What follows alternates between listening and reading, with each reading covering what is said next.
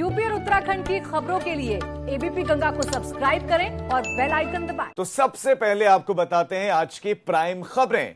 आज की 4 प्राइम खबरें हैं जिसे हम अगले आधे घंटे में बारी बारी आपको बताने वाले हैं। साथ ही एक एक करके हमारे रिपोर्टर्स भी ग्राउंड जीरो से हमारे साथ जुड़ गए हैं और आपको उस खबर से जुड़ी हुई एक एक बारीकी एक एक चीजें बताएंगे।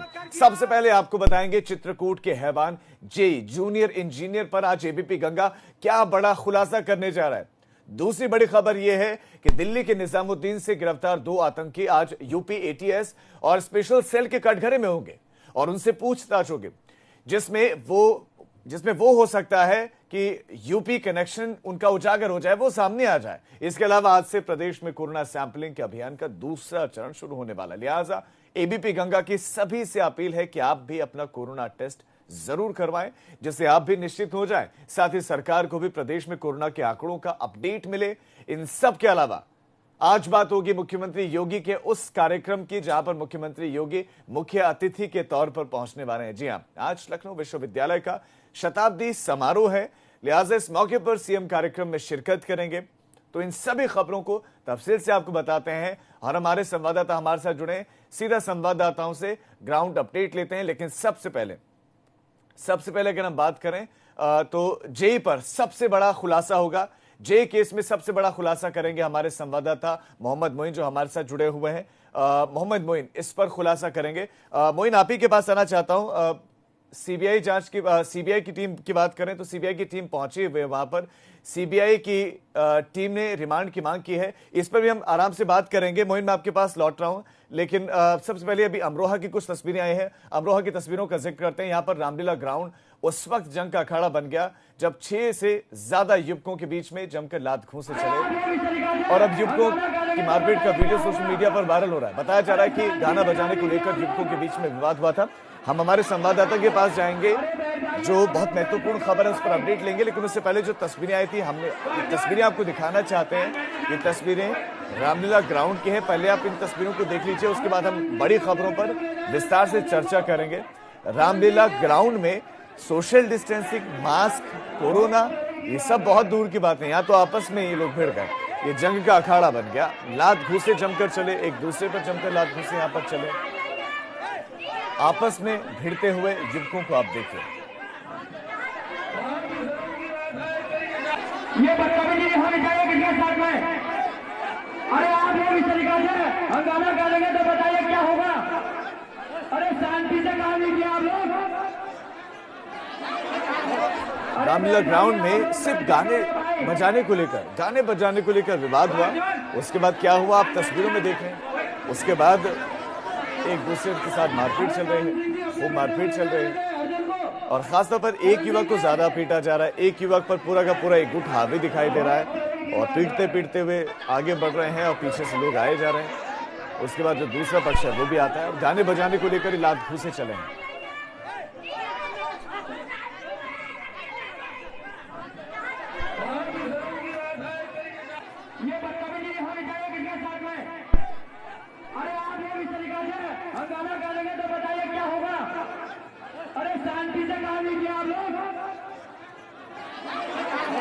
अरे बैठ जाइए आप लोग, बैठे क्यों नहीं भाई।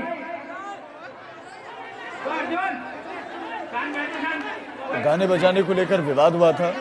रामलीला ग्राउंड की ये तस्वीरें हैं, ये फुटेज आपके सामने है। रामलीला ग्राउंड में पुलिस भी कहीं दिखाई नहीं दे रही है, न सोशल डिस्टेंसिंग मेंटेन करने वाला यहां पर कोई है। तो चलिए अब पहली प्राइम खबर की हम बात करते हैं। जेई यौन शोषण मामले से जुड़ी हुई सबसे बड़ी खबर, जेई के घर से सीबीआई को तलाशी के दौरान 8 पेन ड्राइव मिली। जेई के घर से पेन ड्राइव मिली, 8 पेन ड्राइव मिली हैं, जिसमें करीब 100 के करीब वीडियोस हैं। 600 से ज्यादा बच्चों के यौन शोषण के फोटोज हैं। बांदा हमीरपुर के बच्चों को सबसे ज्यादा शिकार इस हैवान ने बनाया, लिहाजा वहीं के बच्चों के सबसे ज्यादा वीडियोस और फोटोज हैं। आरोपी के ठिकानों से सीडी, वीडियोस के कई गैजेट्स भी मिले हैं। अब यौन शोषण और पोर्नोग्राफी मामले में सुनवाई के बाद आज अदालत सीबीआई की ओर से रिमांड की अर्जी पर फैसला करेगी। 50 से ज्यादा बच्चों के यौन शोषण मामले में सीबीआई ने चित्रकूट में तैनात जूनियर इंजीनियर राम भवन को गिरफ्तार करने के बाद उसे रिमांड पर लेने की मांग की थी। वहीं अदालत में आरोपी पक्ष की ओर से समय की मांग करने पर आज 19 नवंबर की तारीख दी थी, यानी कि आज इस मामले में सुनवाई होगी। रिमांड सीबीआई को मिलेगी या नहीं ये कोर्ट तय करेगा, लेकिन संभावना इस बात की ज्यादा जताई जा रही है कि सीबीआई को रिमांड मिल जाएगी। और ये भी संभावना है कि इसको हो सकता है दिल्ली लाया जाए ज्यादा पूछताछ के लिए, क्योंकि ये सिर्फ यूपी में ही नहीं, इसका कनेक्शन इंटरनेशनल भी बताया जा रहा है। तो राम भवन की इस कड़ी से बहुत कुछ खुलासा हो सकता है। कई कड़ियों तक पहुंचने की कोशिश सीबीआई की टीम करेगी, जैसे इस तक पहुंची और इसके जरिए अब इसके दूसरे साथियों तक पहुंचने की कोशिश। और इस खबर पर अपडेट देंगे हमारे संवाददाता मोहम्मद मोइन। मोइन, सुनवाई कितने बजे है और इस मामले में जो जो नए खुलासे हुए हैं वो आप जरूर दर्शकों को बताएं, ताकि जितने भी परिजन देख रहे हैं जिनके घर में छोटे छोटे बच्चे हैं वो सतर्क रहें, अलर्ट हो जाएं इस तरह के लोगों से। बताइए क्या क्या मिला उसके घर से। देखिए, जो शैतान जूनियर इंजीनियर है राम भवन, उसको सीबीआई ने 5 दिन की रिमांड मांगी है।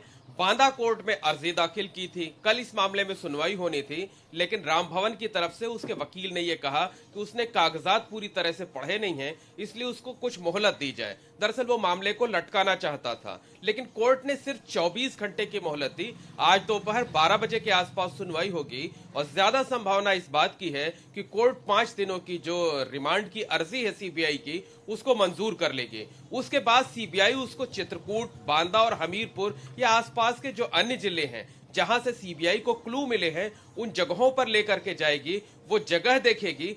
दरअसल सीबीआई को अब इस मामले में सबूत जुटाने हैं, गवाहों की एक लिस्ट तैयार करनी है, ताकि अदालत में जब इस मुकदमे का ट्रायल चले तो राम भवन को सजा दिलाई जा सके। आपको बता दें कि 50 से ज्यादा बच्चों के यौन उत्पीड़न का, उनकी पोर्नोग्राफी करने का आरोप है, लेकिन किसी एक ने भी इस मामले में शिकायत नहीं की है। सीबीआई को इस मामले में खुद ही केस दर्ज करना पड़ा था। तो सीबीआई के सामने एक अहम चुनौती होगी। मोइन, इसके पीछे की वजह क्या परिवार वालों को पता ही नहीं चलता था कि उनके बच्चों के साथ ऐसा हुआ है, या फिर परिवार वालों को बेइज्जती का डर लगता था, इज्जत जाने का खतरा लगता था, वो पुलिस के पास नहीं जाते थे? देखिए, कई वजह है, एक वजह नहीं कही जा सकती, कई वजह है। पहली तो ये कि जो बच्चे थे उनको ये लालच दे करके, डरा धमका करके उन्हें मुंह बंद रखने पर मजबूर कर देता था। दूसरी वजह यह थी कि जो पीड़ित पक्ष है, जो पीड़ित बच्चे हैं, वो बेहद गरीब परिवार के थे। उनको ये लगता भी नहीं था कि अगर वो ऊपर जाकर के शिकायत करेंगे तो उनके साथ इंसाफ हो पाएगा और जूनियर इंजीनियर को सजा हो पाएगी। और तीसरी एक वजह यह थी जो आपने कही कि उन पीड़ित परिवारों को इस बात का भी डर रहता था कि इस तरह के मामले का खुलासा होने पर वो समाज का सामना किस तरह से करेंगे, समाज की प्रतिक्रिया क्या होगी। और इन्हीं सब मजबूरियों का फायदा इंजीनियर राम भवन उठाता था। वो बच्चों को तोहफे देता था, डराता धमकाता भी था और अपने रसूख का इस्तेमाल करता था। चूंकि उसके पास पैसे अच्छे खासे थे, इसलिए कई बार वो पैसे दे करके मुंह बंद रखने पर मजबूर कर देता था। लेकिन अब सीबीआई ने उसे अपनी हिरासत में ले लिया है, न्यायिक हिरासत में है, और सीबीआई रिमांड चाहती है। और सीबीआई उन्हीं बच्चों के बारे में, उन्हीं पीड़ित परिवारों के बारे में पता लगाना चाहती है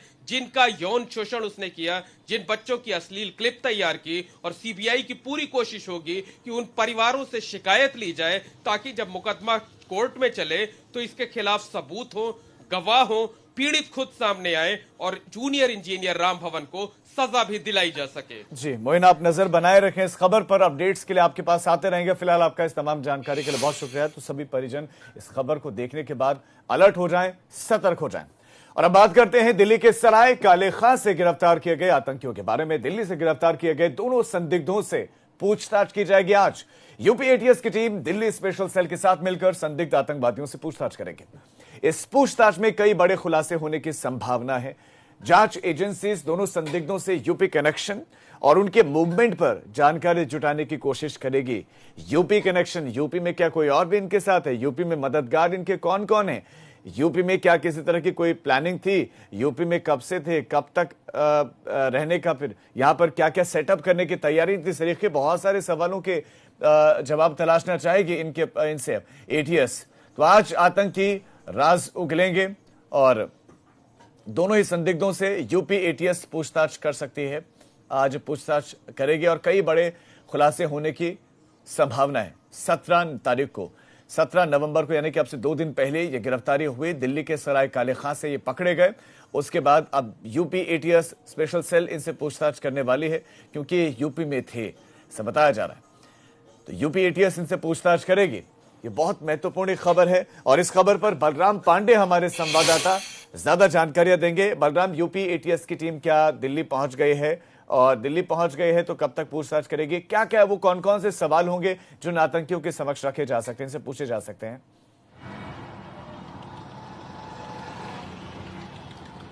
देखिए राजू, जब त्योहारों का वक्त चल रहा था तभी खुफिया एजेंसियों ने यह साफ कर दिया था कि कुछ आतंकी संगठन जो है वो सौहार्द को बिगाड़ सकते हैं, वो किसी आतंकी साजिश को रच सकते हैं। और यही वजह है कि जो देश की जांच एजेंसियां थी वो हाई अलर्ट पे थी, और यही वजह है कि दिल्ली की स्पेशल सेल ने 2 संदिग्ध जैसे मोहम्मद के आतंकियों को दिल्ली से गिरफ्तार किया। और उसके बाद उनके मूवमेंट कहां रहे, क्या चीजें उन्होंने अब तक कलेक्ट की हैं एनसीआर से, उसको लेकर के उन्हें रिमांड पे लिया गया है 3 दिवसीय, और आज उनसे पूछताछ करेगी दिल्ली स्पेशल सेल।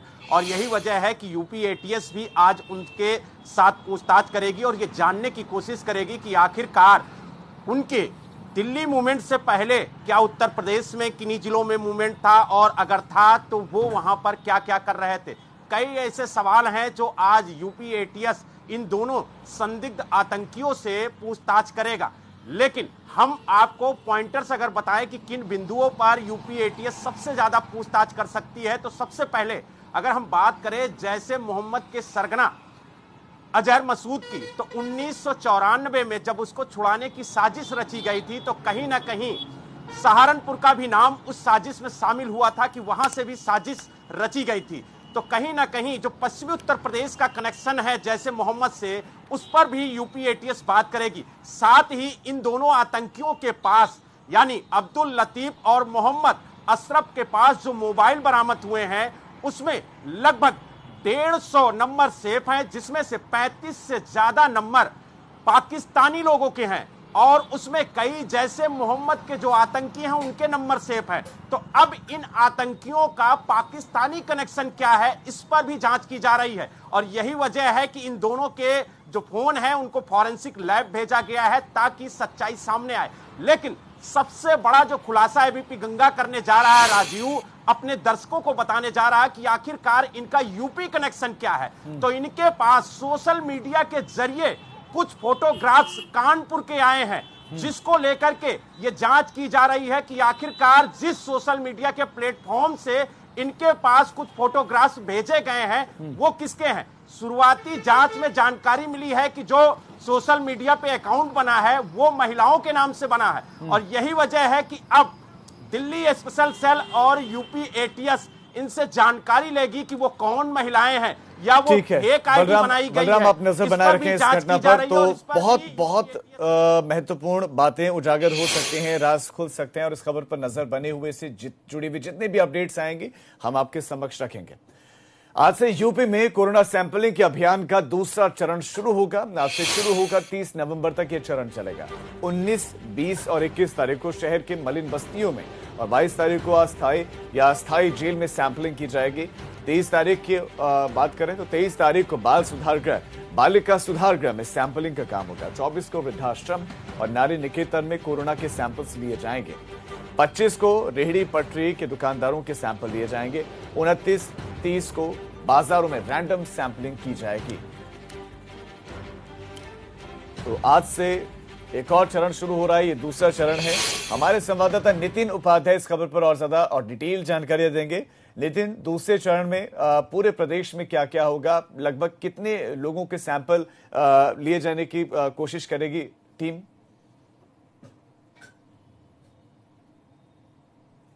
जिस तरीके से मौसम लगातार चेंज हो रहा है और उसके बाद कल मुख्यमंत्री ने समीक्षा बैठक की है, उसके आधार पर यह तय किया है कि रैंडम सैंपलिंग की जाए और आज से इस अभियान की शुरुआत हो रही है और 30 नवंबर तक ये रैंडम सैंपलिंग होगी, जिसमें 3 दिन तक मलिन बस्तियों में होंगी। उसके बाद जेल में, अस्थाई जेल और स्थायी जेल दोनों जेलों में रैंडम सैंपलिंग की जाएगी। उसके साथ ही जो मलिन बस्तियां हैं वहां भी एक चरणबद्ध तरीके से वहां सैंपलिंग होगी और आखिरी में जाकर जो बाजारों में रैंडम सैंपलिंग होगी, क्योंकि लगातार देखा जा रहा है कि कोरोना की जो सेकंड वेव एक बार फिर से आ रही है और जिस तरह से राजधानी दिल्ली में हालत खराब है और उत्तर प्रदेश की राजधानी में भी कल 293 मामले आए हैं और 6 लोगों की मौत की खबर है। तो कुल मिला के कहा जाए लगातार कोरोना एक बार फिर से घातक बना हुआ है और एक बार जानलेवा बना हुआ है। आगरा की बात की जाए तो आगरा में भी 55 केस रजिस्टर हुए हैं। तो अचानक से जो औसत कोरोना जो मरीजों की संख्या में इजाफा हुआ है, तो ऐसे में पूरी तरह से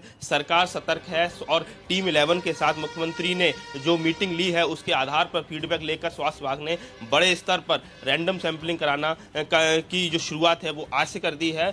30 नवंबर तक ये लगातार अलग अलग चरणों में और अलग अलग जगहों पर जारी रहेगी। और जिस तरीके से मुख्यमंत्री ने कल अपील भी की है कि छठ के पर्व की शुरुआत हो चुकी है, तो लोग सार्वजनिक स्थानों पर, यानी जहां जो नदियों का किनारा है, तालाबों का किनारा है, वहां से बचें। अपने घर में ही किसी टब को या किसी छोटी सी जगह को खोद कर वहां अगर एक नदी का रूप देकर अगर वहां अपने पर्व को बनाएं तो ज्यादा मुनासिब होगा। तो मुख्यमंत्री ने भी अपील की है, प्रधानमंत्री की तरफ से भी अपील की गई है, क्योंकि लगातार जो कोरोना का जो खतरा है, कोरोना खत्म नहीं हुआ है, कोरोना का खतरा अभी लगातार और बढ़ गया है। और ऐसे में कि जब तक दवाई नहीं तब तक कोई तरह की ढिलाई नहीं, इसको लेकर पूरी तरह से योगी सरकार ने जो कहा जाए एक तरह से एक मैसेज देने की कोशिश की है। और इसी क्रम में और आज से जो एक बड़ा अभियान शुरू होने जा रहा है, ये अभियान बहुत महत्वपूर्ण होने वाला है। नितिन, आपका इस तमाम जानकारी के लिए बहुत शुक्रिया। अब खबरों में आगे बढ़ते हैं। चौथी प्राइम और बड़ी खबर भी बाकी है, लेकिन उससे पहले उस खबर पर हम जाएं। रायबरेली से एक बड़ी खबर मिल रही है। बैटरी की दुकान में भीषण आग लगी है। बैटरी की दुकान में रायबरेली में आग लगी है और उसी की तस्वीरें सामने आई है। दुकान के अंदर रखा हुआ सारा सामान जलकर राख हो गया। सूचना पर दमकल ने पहुंचकर आग पर काबू पाया। सूचना पर दमकल की टीम पहुंची, आग पर काबू पाया। 50 लाख का सामान जलने का अनुमान लगाया जा रहा है। आप जो धमाकों की आवाज सुन तक सकते हैं, ये बैटरीज फटी है भीतर, बैटरीज में धमाका हुआ है। शहर कोतवाल के मधुबन क्रॉसिंग के पास की घटना है। शहर कोतवाल के मधुबन क्रॉसिंग के पास में ये दुकान थी और दुकान के अंदर रखा हुआ सारा सामान जल गया। ये बैटरीज की दुकान थी, बैटरी की दुकान थी, बैटरी रखी हुई थी और आग लगी। आग किन कारणों से लगी ये अभी स्पष्ट तो नहीं, लेकिन 50 लाख रुपए का सामान, ऐसा अनुमान जताया जा रहा है कि जलकर आग हो गया।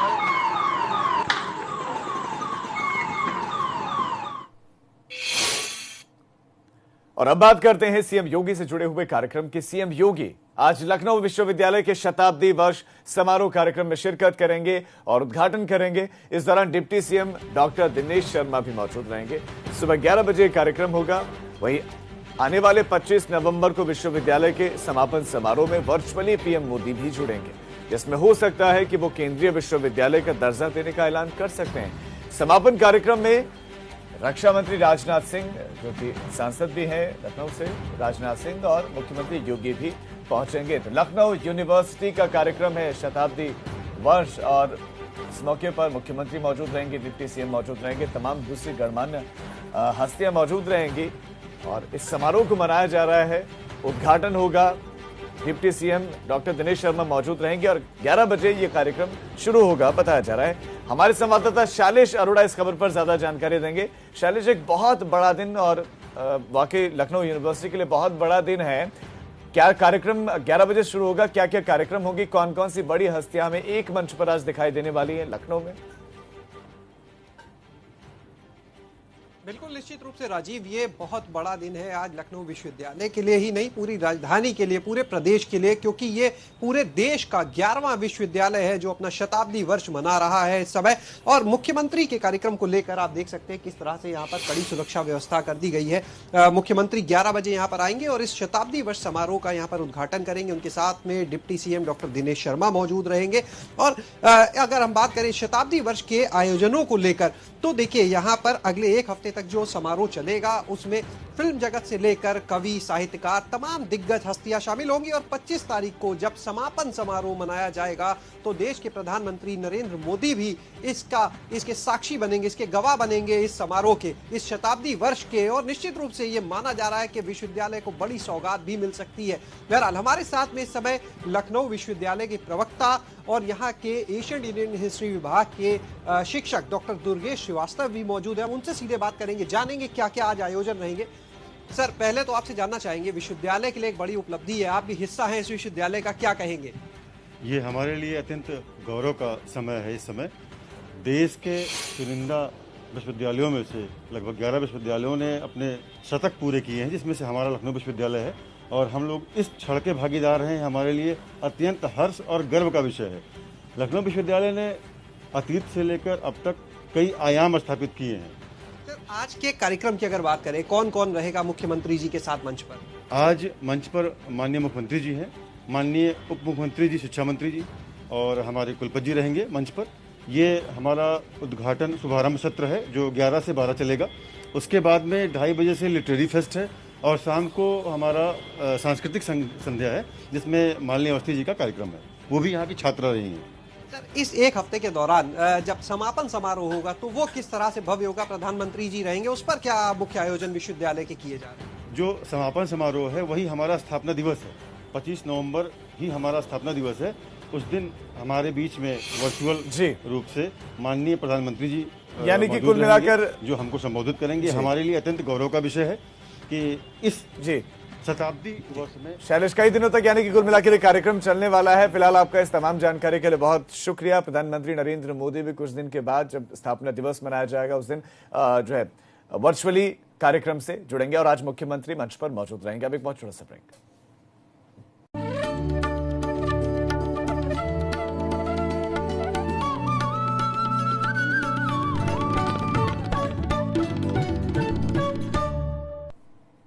ब्रेक के बाद स्वागत है आप सभी का। बड़ी खबर ग्रेटर नोएडा से, जहां पर यमुना एक्सप्रेस वे पर जबरदस्त सड़क हादसा हुआ है। भीषण सड़क हादसा यमुना एक्सप्रेस वे पर हुआ है। ईंट से भरे ट्रैक्टर ट्रॉली से बस टकराए। ईंट से भरे हुए ट्रैक्टर ट्रॉली से बस टकराए। हादसे में 12 से ज्यादा लोग घायल बताए जा रहे हैं। सभी को अस्पताल में भर्ती करवाया गया। भदोही में युवक की हत्या से सनसनी मच गई। गला रेत कर युवक की निर्मम हत्या की गई है। पूर्व मंत्री के निर्माणाधीन स्कूल में यह मर्डर हुआ है। पूर्व मंत्री के निर्माणाधीन स्कूल में यह हत्या की गई है। चौरी थाना इलाके से यह वारदात सामने आए। नोएडा में रैंडम कोरोना टेस्ट अभियान लगातार जारी है और इसी कड़ी में आज भी चलेगा अभियान, लेकिन इस बार आज मेट्रो स्टेशन पर चलेगा। आज नोएडा के मेट्रो स्टेशन पर यह अभियान चलेगा। स्वास्थ्य विभाग की 4 टीम मेट्रो स्टेशन के बाहर कोरोना टेस्ट करेंगे। सेक्टर 15 और बोटेनिकल गार्डन मेट्रो स्टेशन पर यह कोरोना के टेस्ट होंगे। तो गंगा प्राइम में फिलहाल इतना है, लेकिन छोटे से ब्रेक के उस पार देखिए पहाड़ प्रभात मेरे सहयोगी कौशल सेठ के साथ।